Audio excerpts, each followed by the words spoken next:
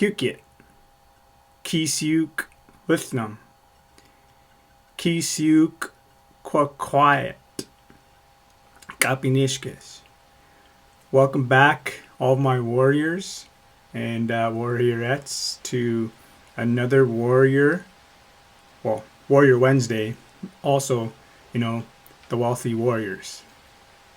And today, I kind of want to touch on a subject about choices and how choices will either create a life that we love waking up to, or the choices we are not making will create a life that we dread waking up to, where we have to hit the snooze multiple times on our cell phones, on our alarm clocks, whatever we use to set an alarm in the morning to get up.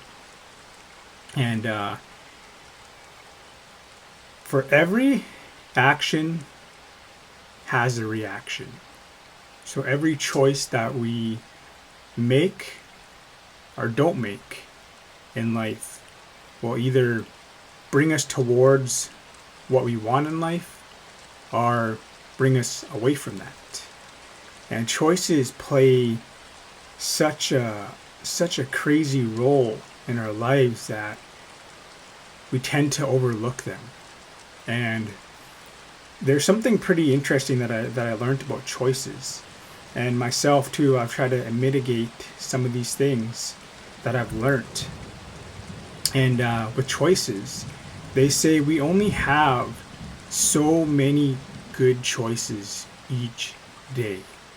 So people like Barack Obama, there's other people out there in the world, Mark Zuckerberg, people like that who are successful on, pretty high things in life and achieving things in their own life. And don't get it wrong, there's other successful people that don't do this. But these people understand that we can only make so many good choices a day. So they try to seize the best way they can. And Barack Obama, what he actually will do, he only has, I believe, 2 or 3 suits. But he has multiple of those same suits. So what he'll do is you'll see him wearing basically a lot of the same stuff over and over again, because he's mitigating a choice he has to make. He instantly only has 3 things to choose from. And choice is a good thing. The freedom of choice is a good thing, but it's a bad thing too. It's pretty crazy. The more options we have, the harder and the more stressful it is on our brains, on our body, on our soul. So him and Mark Zuckerberg basically wears the same thing. And I know a lot of people don't like Mark Zuckerberg as a person and all this stuff, but I'm just trying to look at them as one thing they do in their choice of clothing. They will just wear the same thing over and over and over again, because that mitigates a choice they have to make that day. Say we only have 20 good choices a day, right? Well, they mitigate that choice already, because either they only have 3 options or they have 1 option. And some people, what I do myself most days, is I will actually pick out my clothes that I'm going to wear the night before. And I will either lay them out or hang them up somewhere, so I already know what I'm going to wear that next day. Because I do that at the very end of the day, when all my good choices have been drained out. See how I mitigated that? A simple little gesture the night before. How you could do the same thing, Pick out your stuff the night before and lay it out. Or if you want to go super crazy, there's a thing called the minimalist thing going on, which I myself have been working towards too. I've been getting rid of donating a lot of my clothes to organizations and things, because I understand that too much of choices, like when we have too many options, we ultimately end up not deciding at all. Have you ever been to a grocery store and you go to buy one thing, but there's 10 of those one things that you want? There's different flavors, there's different styles, there's different whatever, right? Different textures. And have you ever done that before, where you went in there and you were all determined to get something, and you're like, you get there and there's like 10 or 15 choices. You're like, oh, damn, like what do I really want now? Like, and then you start to second guess yourself, and you start to re-guess that. It's funny, hey? Like, something so simple that we all want freedom of choice, but it's freedom of choice is a bad thing sometimes. And they've even done studies with restaurants too, where restaurants will have multiple options on food. It's really stressful on the customer, and they don't know what to choose ultimately. And they notice with more successful restaurants, if they limit their choice of what you can eat, it's a lot easier to go through and decide, and it's not as stressful on your body. It's not as stressful on you. So next time, I challenge you, next time you go out, just look at all the choices you have through things. Either be the grocery store, either be eating. Have you ever like been with one of your spouses and you're like, oh, what would you like to eat? And they always say, I don't know. And then you say, well, how about this? And they're like, nah, I'm not feeling that. And then you keep going through, because there's so many choices. It's so hard for our brains to pick, like I've talked about before. Our minds ultimately like to get in a routine to do the easiest thing possible. And when we have so many choices, it's ultimately actually hard on our minds. It's stressful. But choices are an amazing thing too, because you're one choice, one decision away from a completely different life. So I want to share a story about my own personal life on how one decision changed my life completely. And this may not be your case. Everyone's different. We all have our own stories. We all have our own upbringings. But on my own journey in life, the man you see today all started from one choice. And that was to get sober. That was my choice to not allow the addiction of alcohol to overtake my life, to control who I was. Because in the time of my addictions, I didn't know that I was addicted. And I was ultimately powerless to alcohol.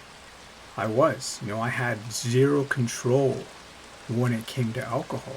I had zero discipline when it came to alcohol and drinking. So I knew I needed a change, and I knew, that I wasn't fortunate enough, like some people out in this world, that can have one or two and be okay with that. With me, it was a lot different, and I had this urge to basically black out every time I drank. As soon as that alcohol hit my stomach, and I started to feel that warm, tingly feeling, that warm sensation that you get when you drink alcohol, I wanted more of that, and I wanted more, and I didn't want that feeling to go away. And I didn't realize in that time that when I was consuming as much alcohol as I was actually furthering myself away from that. Because, if you've drinking, you will understand. You have a drink, that has to process through your body, and then you feel a little buzzed. But the more and more you drink, I was drinking excessively. Like, I would go out and buy a 30 pack of beer, and either, in Canada we call them, we go by 40 pounders and 60 pounders. I think that's a quart or something, a half quart. I'm not too fluent on alcohol in the States, but I know it's the one size up from a fifth. So either the one size up from the fifth or the two sizes up from the fifth I would get. And I would drink the majority of the beer to myself, and I would drink at least half of that bottle to myself. Then some nights I would do that, go out to the bar, spend a couple $100 on drinks at the bar. After the bar, I would go to a house party or wherever anyone was going back to my place and drink the rest of that alcohol, to the point where I was blacked out and I had no control over myself.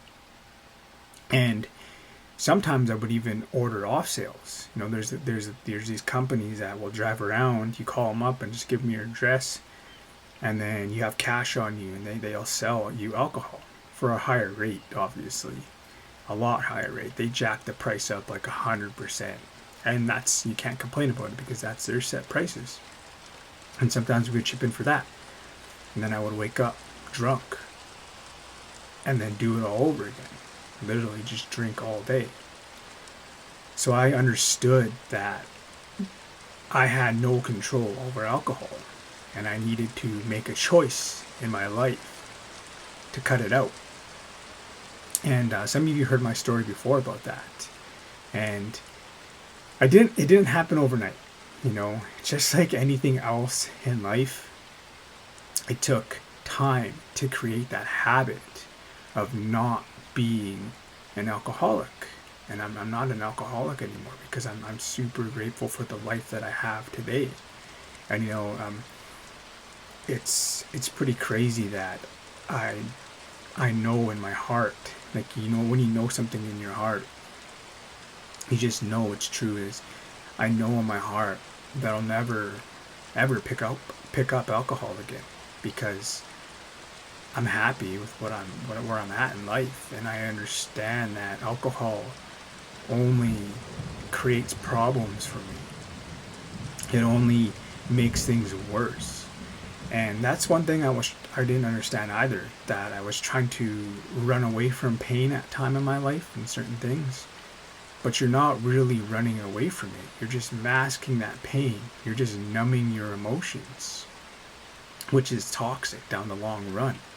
Instead of just facing those things and making that choice to start to heal, to start to work through that trauma, whatever has happened to you in life, right? That's what I had to do. I had to create a new habit. And I told myself, okay, my choice was to only drink once a weekend. That's what I gave myself. Once a weekend. And then I created that as a habit. And then I said, okay, now that I got that down, okay, I'm only going to drink 2 times a month. And then that became a habit. And then I quit. I believe I quit that. I quit drinking for 3 months at that time. And then I got a 12 pack, I believe. I'm trying to think about this. This is a while ago. I got a 12 pack. Or no, sorry, it was an 8 pack. It was just a random 8 pack. And I was moving. So I was having we were having a few drinks, we were moving. And when I got to that 8th drink, that's when I knew I had a problem. Because I had to fight with all my might not to go out and get more alcohol. I had to fight with everything inside of me, inside of my mind, inside of my body, to fight that urge to go to the liquor store and start to drink to black out. And in that moment, when I had to start to fight that urge, I was like, whoa, this isn't normal, right? I don't think this is what people should be going through with their relationship with alcohol. And I knew that alcohol wasn't for me. And I ultimately didn't go out. I ended up fighting it, and that's when I realized I had a problem. And after I realized that, I didn't drink again for another, I think it was another month, 3 weeks to a month. And I got a case with one of my best friends. His name is Brandon. And we were setting up a gazebo at my place, in my backyard, that I had bought. And we bought a case of beer. We bought a 12-pack. And I'll never forget that day, because I remember having my first sip of beer, and it tasted weird. It didn't taste normal. It kind of tasted gross to me. I didn't like it. I used to love the taste of beer. You know, I'm one of those weirdos that like the taste of beer just for the taste of beer, you know. Also, I love getting drunk. I love the effect of beer, but I love the taste of beers, and I would go through my phases through certain beers that I would like to drink at the time. And at that phase in my life, I was drinking that beer, and it didn't taste good. It tastes really gross, actually. I didn't, like, my body didn't want it anymore. Like, it's almost rejecting it. So I took a drink, kind of shrugged it off, took another drink, and then I asked my friend Brandon, I was like, man, this tastes weird. So I took another sip, and I was like, no, this tastes funny, man. I don't know, it tastes weird to me. And he's like, here, let me take a drink. Let me see if it tastes weird, because maybe I thought I just got a bad can or a bad batch or something. And he drinks it, and he's like, no, man, it tastes good to me. It tastes normal. I'm like, weird. Then after that I took another sip, and something in my mind just clicked. And I knew alcohol wasn't for me anymore. From that point on in life, I knew that I had to make a choice to fight with all my might to create a habit of a new lifestyle, of a healthier lifestyle that suited me and where I wanted to go in life. And that's something we forget about things. You know, when we go to make a decision on creating a new life or doing a fad diet or whatever, right? We think it's going to happen overnight. We think it's going to happen in 2 weeks. We think it's going to happen in a month. Sometimes when we start to create a habit and a lifestyle, it takes years to achieve. And you got to keep making that choice to show up. And you got to make that choice, you know, what you truly want from life. And my choice at that point in my life was I needed to stay sober. And that choice has created the man, this person you see today. That single choice of getting sober drastically changed my future. And it's going to change, you know, and it's still evolving my future that I still haven't even made it to yet.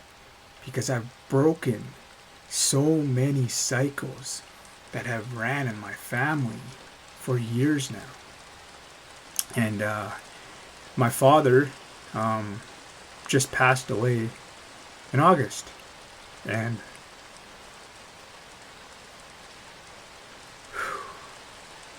sorry about that. Well, I'm not sorry because I'm still reflecting on that in my life. But his choice with alcohol has, you know, affected my life as well, and on my upbringing, on who I am. And that was because of my grandpa, his dad. He was, you know, a residential school survivor. And after he left the residential schools, he enlisted to be into the war. Without even healing his traumas from residential school, he went into war to fight and kill people. And I don't know what he's seen there, but I'm sure he's seen a lot of rough things, just like he saw in those prisons that the government created for those children. And when he came out, I've heard stories from people in my community about him because my dad wouldn't talk about him. I asked my dad, about him, but he just didn't know how to talk about him because he didn't heal his traumas from his dad and his upbringing. But I heard stories from people in my community, and he was a veteran, and he was affected by residential schools. So he turned to alcohol, and he had passed away. I believe it was 2 years before I was even born. He basically drank himself to death because, he didn't know how to heal from his traumas. He just turned to alcohol to mask his pain, which, my dad grew up in foster homes from a very young age because my grandpa couldn't take care of him. And I don't even know my history past that because my family has been so affected by alcohol, by residential schools, that I don't know anything past my grandpa. And the only reason why I started to understand who my grandpa was on my dad's side was because last I think it was last spring, beginning of spring, kind of just like winter time, spring, winter, I was going through a lot of hardship in my life. I was being tested a lot. I was going through growing pains in life. And I started to get suicidal thoughts. And I know deep down inside that suicide's not the answer for life. I know that the pain doesn't end with me. It'll just pass on to my family, my friends, co-workers, whatever, right? My pain will pass on to them. So I knew that, suicide wasn't a way of going, So I reached out for help. I reached out to see a counselor, which I've been working with this past year. And on the intake form, being Indigenous to North America, to Canada, if you are a status First Nations person and you've had relatives that went to residential schools, well, you're entitled to basically a lifelong thing of counseling sessions for free. So if you're Indigenous and you're First Nations to Canada and you have a status card and you haven't started seeing counseling, just to talk and hang out, it's a good thing to do, right? You are entitled for free sessions. You're entitled to so many free hours. And if you've had family, which everyone's had family that's Indigenous to Canada, that their family and relatives have been to residential schools, you're entitled to basically a lifelong hours to seek counseling. So I highly recommend that you do that. And that's how I found out more information about my grandpa, is because on my intake form they were asking me, did you have any relatives, that went to residential school?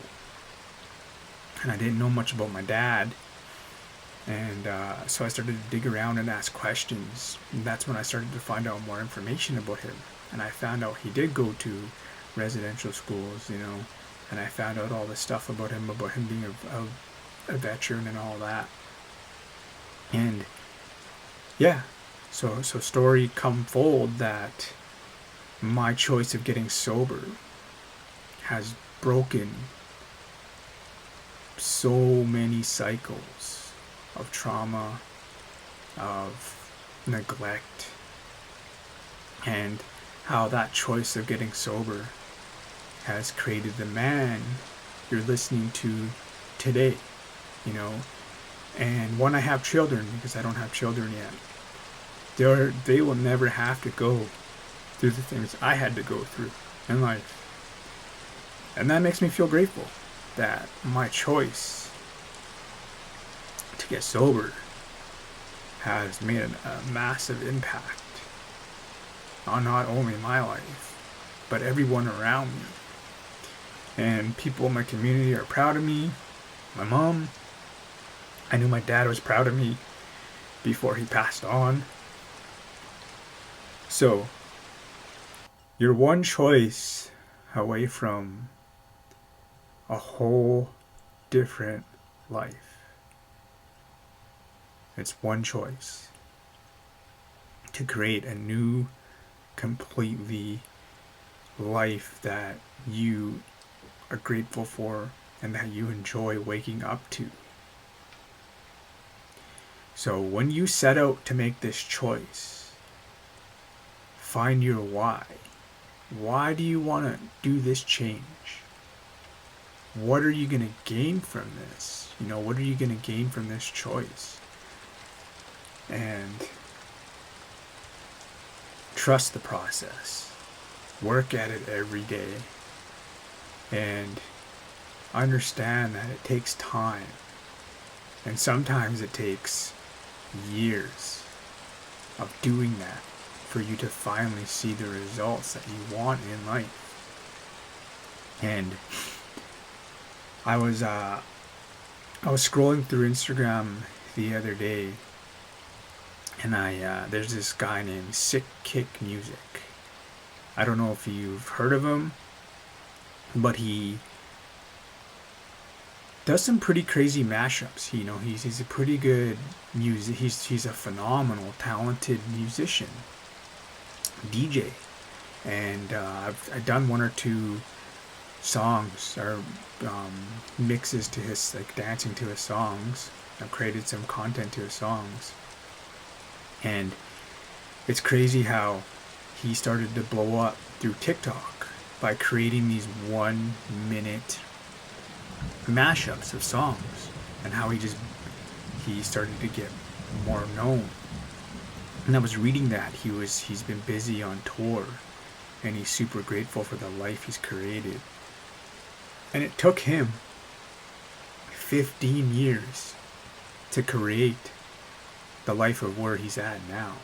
15 years of not giving up on music because he loved it and he found his why. I thought that was pretty powerful. So understand that everything great takes time, and you are only one choice away from a completely new life. So with that, I am done with my Warrior Wednesday. I hope you got something out of this, and take what you need from what I say, and leave what you don't. Leave what you don't for someone else, because it might resonate with someone else. If it didn't resonate with you, that's okay. And if it did, that's okay too, And understand that I just talk about things that I've grown through in my life. These are things that I've used to become the person I am today. So if you're struggling with alcohol, maybe this is your sign to start working towards getting sober and staying sober. And if not, that's okay. Use it for something else. I will see you next Wednesday on Winnegit Dagas Sukani. And remember, everything happens for the right reasons.